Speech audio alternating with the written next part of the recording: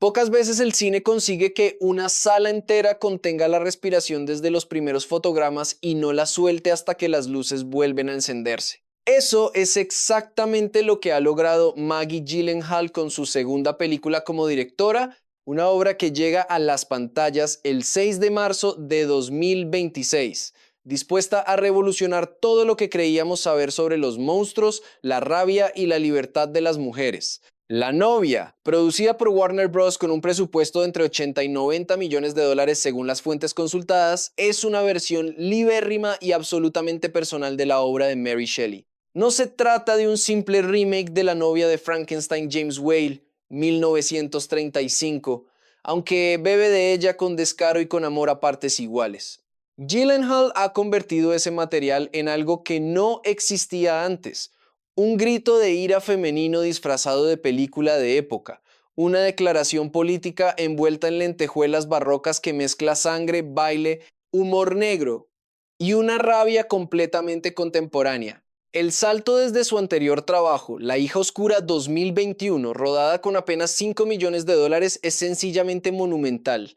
La película arranca con una decisión narrativa tan atrevida como efectiva. Mary Shelley aparece en persona para confesar que escribió Frankenstein para ganar una apuesta durante aquella famosa noche de tormenta de 1818 junto a Lord Byron. Pero que esta es la historia que verdaderamente habría querido contar, si no hubiera muerto antes. Con esa sola frase, Gyllenhaal avisa de que lo que viene es un acto de justicia poética hacia una de las mentes más extraordinarias de la historia de la literatura. La figura de Shelley no para de crecer en el imaginario colectivo, cada vez más. Se sitúa en su obra el nacimiento de los géneros de terror y fantasía de los que deriva la inmensa mayoría de las obras que han marcado la cultura popular del último siglo. Conviene recordar, sin embargo, que Shelley no escribió ninguna novia de Frankenstein, aunque en la novela se plantea ligeramente la idea de que la criatura necesite una acompañante, a lo Adán y Eva. Esa figura es una invención propia del cine, surgida en 1935, que aprovechaba el éxito de la primera adaptación de 1931.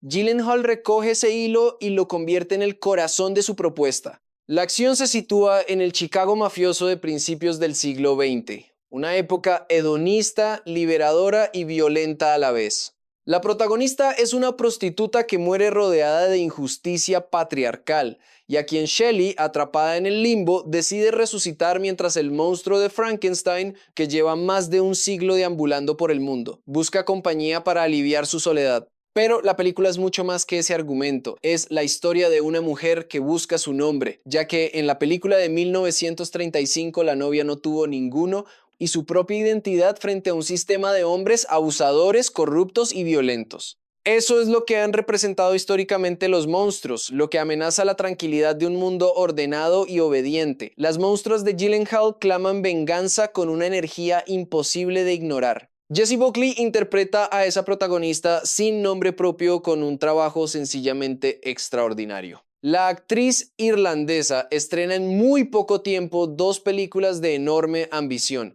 esta y Hamnet, lo que la coloca en una liga completamente diferente a la que jugaba hace solo unos meses. En La novia, canta, baila, llora y grita, completamente entregada a un personaje que representa a todas las mujeres a quienes la historia no dio ni nombre ni voz. Está poseída por la rabia y resulta difícil apartar los ojos de ella en cada secuencia. Cuesta imaginar qué será lo siguiente en su carrera. Christian Bale encarna al monstruo centenario con una contención inquietante que encaja a la perfección con un ser que lleva demasiado tiempo en el mundo y sin embargo sigue buscando algo que no sabe nombrar. Su presencia es más estoica que la del resto del reparto, y eso no es un defecto sino una virtud. Su silencio pesa.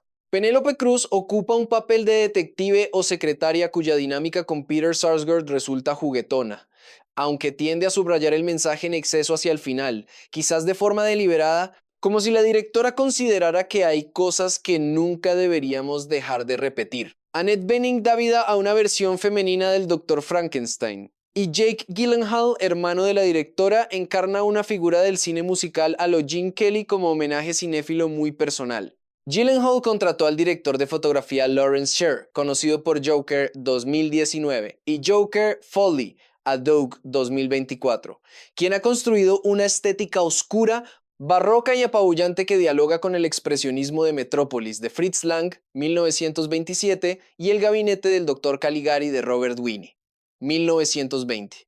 Entre los momentos más celebrados destaca una secuencia de baile bajo lámparas de araña que varios medios han comparado con la actuación de Rosalía en los Brit Awards. En la pareja protagonista que huye dejando un reguero de delitos, la película convoca a Bonnie Clyde Arthur Penn, 1967, y a los Martin Sheen y Sissy Spacek de Malas Tierras, Terrence Malick y Chen Yuba Susan.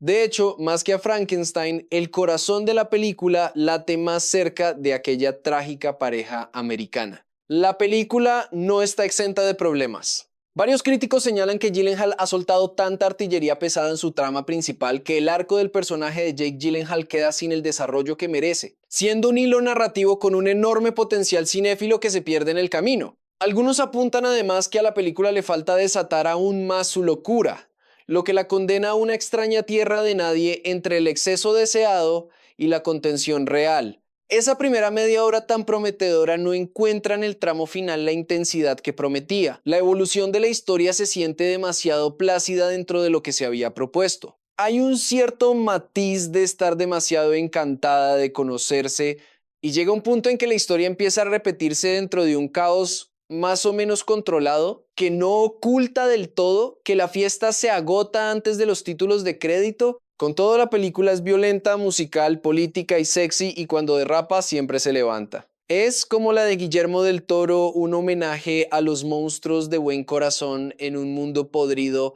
pero con mucho más gamberrismo y rabia. El momento de su estreno es, paradójicamente, uno de sus mayores obstáculos. La película llega cuando el público no se ha recuperado de la propuesta de Del Toro sobre el mismo universo, y cuando la propia Buckley acapara titulares por Hamnet, cuya interpretación muchos consideran candidata a los próximos premios de la Academia. Existe el riesgo real de que La novia quede eclipsada por películas relacionadas con ella misma a través de sus protagonistas.